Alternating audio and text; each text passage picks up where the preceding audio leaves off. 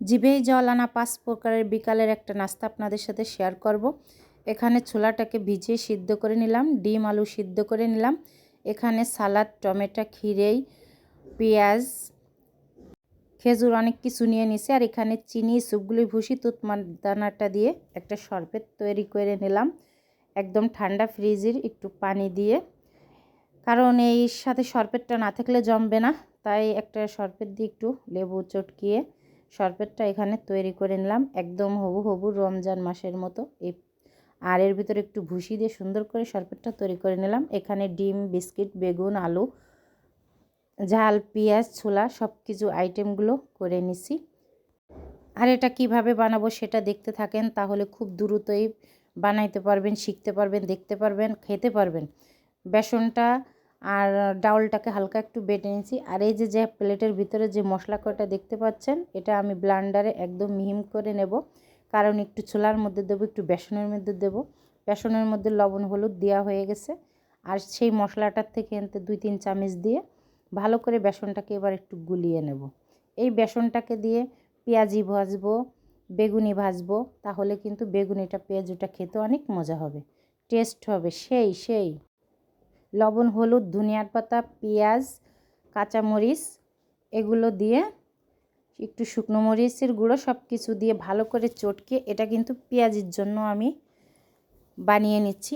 আর এখানে যে আলু ভর্তাটা বানিয়ে রাখছিলাম, এর ভিতরে এই যে হালকা একটু দিয়ে দিলাম লবণ, ধনিয়ার পাতা, একটু শুকনো মরিচের গুঁড়ো, ভালো করে দিয়ে আলুটাকে আর একটু পেঁয়াজ দিয়ে দিলাম, সরিষার তেলও দিয়ে ভালো করে চটকিয়ে নেব আলু ভর্তাটা। আলু ভর্তাটা বানানো হয়ে গেলে এর ভিতরে দিয়ে দেব যে ছোলাগুলো সিদ্ধ করে রাখছিলাম, লবণ, হলুদ, ঝাল, পেঁয়াজ একবার উপরে কয়টা দিয়ে দিলাম। আর আলুটাকে এখানে ভালো করে 2 হাত দিয়ে কচলিয়ে মাখিয়ে সুন্দর করে সেই স্বাদ হবে আলুর চপ যারা খেতে পছন্দ করেন। আর এখানে যে বিস্কিটগুলো রাখছিলাম, বিস্কিটগুলোকে গুঁড়ো করে নিলাম। আর এখানে আলু ভর্তাটা ভালো করে মাখানো হয়ে গেছে। ডিমটাকে 2 ভাগ করে আলুর সাথে ভালো করে উপরে নিচে চটকিয়ে দিয়ে একদম গোল রাউন্ড করে একটা শেপ দিয়ে দিলাম। শেপ দেওয়া হয়ে গেছে। যে বিস্কিটের গুঁড়োটা এখানে আমার ছিল, সেই বিস্কিটের গুঁড়োটার সাথে ভালো করে মাখিয়ে নিলাম। মাখানো হয়ে গেছে 4টা পেঁয়াজের। তারপরে এখানে আলুর চপগুলো সুন্দর করে শেপ দিয়ে মাখাই নিলাম।